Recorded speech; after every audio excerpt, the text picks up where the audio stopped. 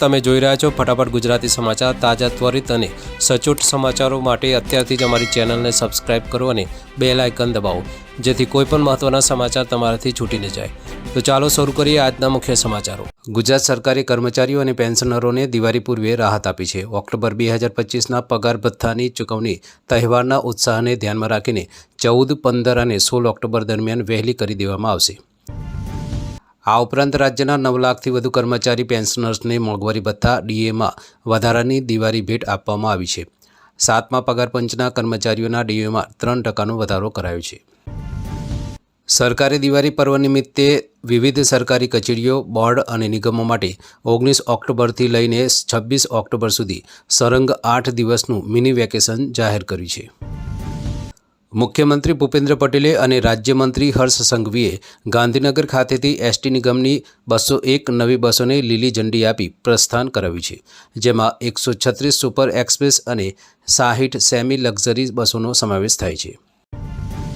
આ પ્રસંગે મુખ્યમંત્રીએ દિવાળીના તહેવારોમાં રાજ્યના નાગરિકોને સુવિધા આપવા માટે 4200 વધારાની એક્સ્ટ્રા બસોના સંચાલનનો પણ પ્રારંભ કરાવ્યો, જેથી 27 લાખથી વધુ દૈનિક મુસાફરોને લાભ મળી શકશે। વર્ષ 2025નો નોબેલ શાંતિ પુરસ્કાર વેનેઝુએલાના કાર્યકર્તા મારિયા કોરિના મચાડોને એનાયત કરવામાં આવ્યો છે। નોબેલ સમિતિએ તેમને વેનેઝુએલામાં સર્વખત્યારશાહીથી લોકશાહી તરફ ન્યાયી અને શાંતિપૂર્ણ સંક્રમણ માટેના તેમના અથાગ સંઘર્ષ બદલ સન્માનિત કર્યા છે। સમિતિએ મચાડોની પ્રશંસા કરતાં કહ્યું કે જીવનું જોખમ હોવા છતાં તેઓ દેશમાં રહે અને તેમનો સંઘર્ષ ચાલુ રાખ્યો। તેઓ લોકશાહીના બહાદુર રક્ષક અને હિંમત તથા નિશ્ચયનું પ્રતીક છે। રાષ્ટ્રપતિ દ્રૌપદી મુર્મુએ 10 ઓક્ટોબરે ગુજરાત પ્રવાસના બીજા દિવસે સવારે સોમનાથ મહાદેવના દર્શન કર્યા બાદ હેલિકોપ્ટર મારફતે સાસણગીર પહોંચ્યા હતા। ભાલછેલ હેલિપેડ ખાતે રાજ્યના વનમંત્રી મુરુભાઈ બેરા સહિતના મહાનુભાવોએ તેમનું સ્વાગત કર્યું। રાષ્ટ્રપતિ મુર્મુએ સાંજે ખુલ્લી જીપ્સીમાં ગીર નેશનલ પાર્કની સફારી દ્વારા એશિયાઈ સિંહોના દર્શન કર્યા અને ગીરના સમૃદ્ધ જૈવિક વૈવિધ્યનો અનુભવ મેળવ્યો। સિંહ દર્શન બાદ રાષ્ટ્રપતિએ ગીરના જંગલોમાં વસવાટ કરતી આદિવાસી મહિલાઓ સાથે મુલાકાત પણ કરી હતી। રાષ્ટ્રપતિ શુક્રવારે રાત્રિ રોકાણ સાસણમાં જ કરવાના છે અને શનિવારે સવારે દ્વારકા જવા રવાના થશે। ગુરુવારે રાત્રે અફઘાનિસ્તાનની રાજધાની કાબુલમાં જોરદાર વિસ્ફોટો અને ગોળીબારના અવાજો સંભળાયા હતા। સ્થાનિક લોકોએ આકાશમાં ફાઇટર જેટ પણ જોયા હોવાનું જણાવ્યું છે। પાકિસ્તાની મીડિયાના અહેવાલ મુજબ પાકિસ્તાન વાયુસેનાએ કરેલા હવાઈ હુમલામાં તહેરીકે તાલિબાન પાકિસ્તાન ટીટીપીના વડા મુફ્તી નૂર વલી મહમૂદ માર્યો ગયો છે। તે 2018થી ટીટીપીનું નેતૃત્વ કરતો હતો। પાકિસ્તાની મીડિયાએ આ હુમલાને ટીટીપી વિરુદ્ધનો સચોટ હુમલો ગણાવ્યો છે, જેને પાકિસ્તાનમાં 1000થી વધુ લોકોની હત્યા કરી હતી। જોકે અફઘાનિસ્તાનની તાલિબાન સરકારે તપાસ શરૂ કરી છે।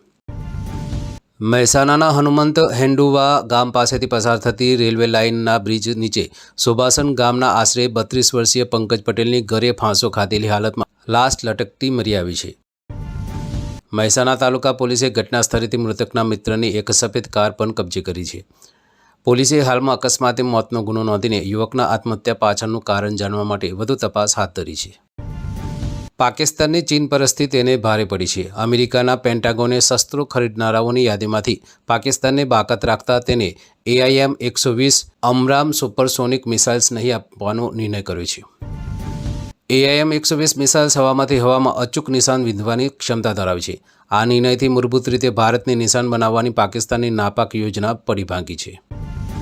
દિવાળી અને છઠ પૂજાના તહેવારોની સિઝનમાં મુસાફરોની ભારે ભીડને નિયંત્રિત કરવા માટે પશ્ચિમ રેલવેએ મહત્વનો નિર્ણય લીધો છે। સુરત સ્ટેશન પર રીડેવલપમેન્ટના કારણે અસ્થાયી રૂપે રદ કરાયેલા 62 ટ્રેનોના સ્ટોપ આજથી એટલે કે 10 ઓક્ટોબરથી તાત્કાલિક અસરથી ફરી શરૂ કરાયા છે। ઉધના સ્ટેશન પરનો ભાર ઘટાડવા માટે આ નિર્ણય લેવાયો છે। આ સાથે કુલ 12 ટ્રેનોના ઓરિજિનેશન અને ટર્મિનેશન સ્ટેશનો પણ ઉધનાના બદલે સુરત સ્ટેશન કરી દેવામાં આવે છે। દિવાળીના તહેવારને ધ્યાનમાં રાખીને ભાવનગર શહેર અને જિલ્લામાં ચાઇનીઝ તુક્કલ અથવા લેન્ટર્નના ઉત્પાદન, સંગ્રહ અને ઉપયોગ પર 9 ઓક્ટોબરથી 5 નવેમ્બર એટલે કે દેવ દિવાળી સુધી કડક પ્રતિબંધ મૂકવામાં આવ્યો છે। જિલ્લા મેજિસ્ટ્રેટ દ્વારા આગ, માનવ, પશુ, પંખીના જોખમ અને પર્યાવરણીય દૂષણને ટાળવા આ નિર્ણય લેવાયો છે। આ જાહેરનામાનો ભંગ કરનાર વ્યક્તિઓ સામે ભારતીય ન્યાય સંહિતાની કલમ 223 મુજબ કડક કાનૂની કાર્યવાહી કરવામાં આવશે। અમદાવાદમાં આવતીકાલે એટલે કે 11 ઓક્ટોબરે કાંકરિયા નજીક એક્કા એરેના ક્લબ ખાતે 70મો ફિલ્મફેર એવોર્ડ યોજાવા જઈ રહ્યો છે। વીઆઈપી મૂવમેન્ટના કારણે 11 ઓક્ટોબર બપોરે 3 વાગ્યાથી મોડી રાત સુધી કાંકરિયા પરિસરનો મુખ્ય માર્ગ વાહનોની અવરજવર માટે બંધ રહેશે. પોલીસ કમિશનર દ્વારા જારી કરાયેલા જાહેરનામા મુજબ રાયપુર 4 રસ્તાથી કાંકરિયા ગેટ નંબર 3 તરફનો માર્ગ બંધ રહેશે. વાહન ચાલકોને વાણિજ્ય ભવન, અનુવ્રત સર્કલ અને જીરાફ સર્કલ તરફના વૈકલ્પિક માર્ગોનો ઉપયોગ કરવા જણાવાયું છે. ભારતે અફઘાનિસ્તાનની રાજધાની કાબુલમાં સત્તાવાર રીતે દૂતાવાસ શરૂ કરવાની જાહેરાત કરી છે. વિદેશ મંત્રી એસ જયશંકરે તાલિબાન શાસનના વિદેશ મંત્રી આમિર ખાન મુત્તાકી સાથેની નવી દિલ્હીની બેઠક દરમિયાન આ નિર્ણય લીધો. તો આ હતા આજના ફટાફટ ગુજરાતી સમાચાર. વધુ સમાચારો અને અપડેટ્સ માટે અમારી સાથે જોડાયેલા રહો. ફરી મળીશું આવતીકાલે નવા સમાચારો સાથે. જય હિન્દ.